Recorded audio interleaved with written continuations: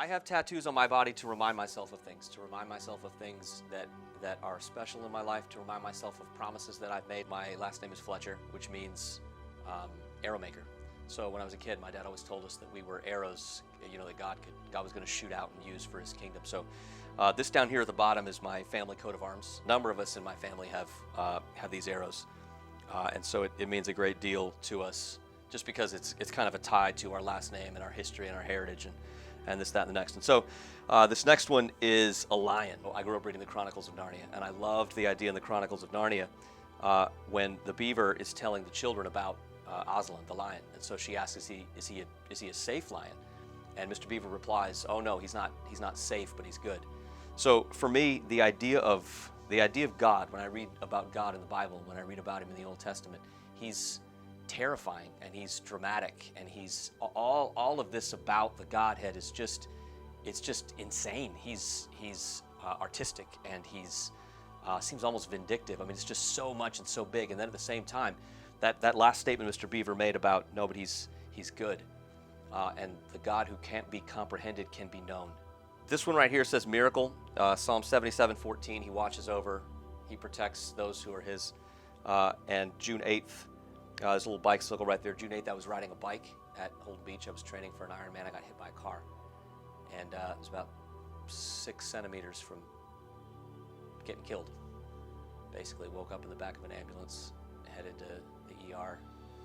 A lot of therapy, a lot of putting me back together. Real bad brain injury. I can point to a time where I know that God's hand was on me, and that I'm here for a reason. I've always known that, but specifically in that instance when that happened, kind of drives the point home.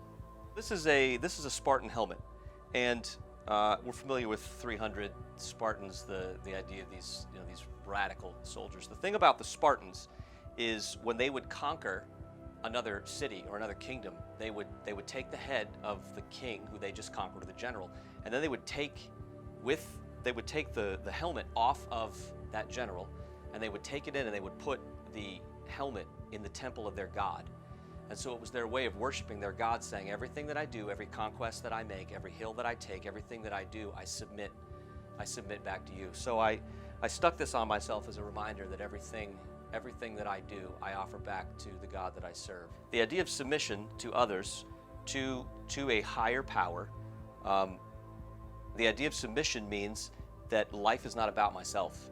It means that everything that I'm going to do is not about the victories that I gain. I'm subjecting the victories that I gain for the sake of a greater good. So, the idea of submission is terrifying and difficult. And even the fact that I'm sitting here talking to you as a pastor, it's a lot, because you always run back through the idea of, could I have been something else? Could I have done something else? Can I be more successful? And then I have to stop in those moments and go, no, that's not what this is about. This is about a God who sent His Son to die for me. And so because He did that, I'll take everything and lay it at His feet. I'll take every conquest, I'll take every heel that I can take, and I'll give it back to Him. I don't get skin art to make me unique. This is an outcropping of what is already unique about me, and that is me. I believe that every single person was created on purpose for a purpose. You were created unique, you were created special by God, and you were placed on earth for such a time as this. And the thing is, in the world today, everybody clamors for uniqueness. And their uniqueness they try to find in a group, and they try to find by conforming themselves to other people's image. And I can't understand this, because here's the thing. Once you were made, you're not going to find someone exactly like you, which means the idea that you were created on purpose for a purpose is unique to you.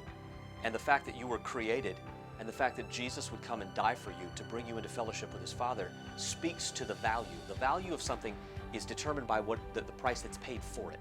So I can have a house and say it's worth $1 million, and if you're not going to pay me $1 million, then it's not worth $1 million, it's worth what you pay. So the fact that Jesus came and offered Himself to make us right with God, and then to call us into all of the bounty of everything that He has for us, speaks to our uniqueness. We have to remember that what's unique is on the inside.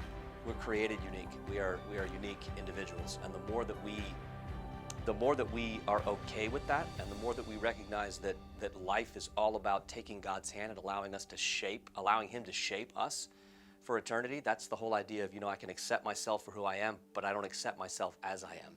Meaning, as I am today, I'm going to be better tomorrow, right? Like, we have to get past this idea that we just need to accept ourselves where we are and then just sit in our own, mediocrity for the rest of eternity. That's just ludicrous.